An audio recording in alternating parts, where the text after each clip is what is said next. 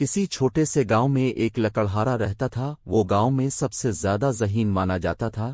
جب بھی گاؤں میں کوئی مسئلہ پیش آتا تو عقل مند لکڑہارا اس کو چٹکی بھر میں حل کر دیتا۔ ایک دفعہ بادشاہ نے ملک بھر میں ایک عجیب و غریب اعلان کروا دیا کہ جو مجھے سچی خوشی دے گا میں اسے 1000 سونے کی اشرفیاں دوں گا۔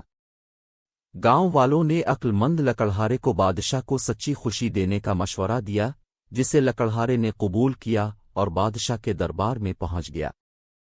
اس نے بادشاہ سے کہا، حضور والا، میری 3 خواہشیں پوری کر دی جائیں تو میں آپ کو سچی خوشی دے سکوں گا۔ پہلی خواہش ہے کہ میں آپ کو اپنی تمام خواہش ایک ساتھ نہ بتاؤں بلکہ ایک ایک کر کے بتاؤں اور خواہش اسی وقت پوری کی جائے۔ بادشاہ نے یہ بات قبول کر لی۔ اچھا، اب اپنی دوسری خواہش بتاؤ۔ لکڑہارے نے کہا، میری دوسری خواہش ہے کہ میں حضور والا کو 1 سال کے لیے جیل میں ڈال دوں۔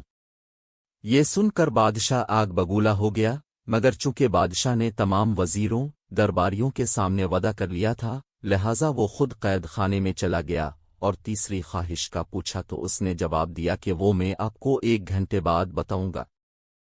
1 گھنٹے کے بعد اس نے کہا، میری تیسری خواہش ہے کہ حضور والا کو باعزت بری کر دیا جائے۔ بادشاہ جب قید سے نکلا تو اس کی خوشی کی انتہا نہیں رہی۔ وہ سمجھ جاتا ہے کہ سچی خوشی تو اس کے ارد گرد ہی موجود ہے، لیکن اس نے کبھی اسے محسوس نہیں کیا۔ آج عقل مند لکڑہارے نے اس کو سمجھا دیا۔ بادشاہ نے لکڑہارے کو انعام و اکرام سے مالا مال کر دیا۔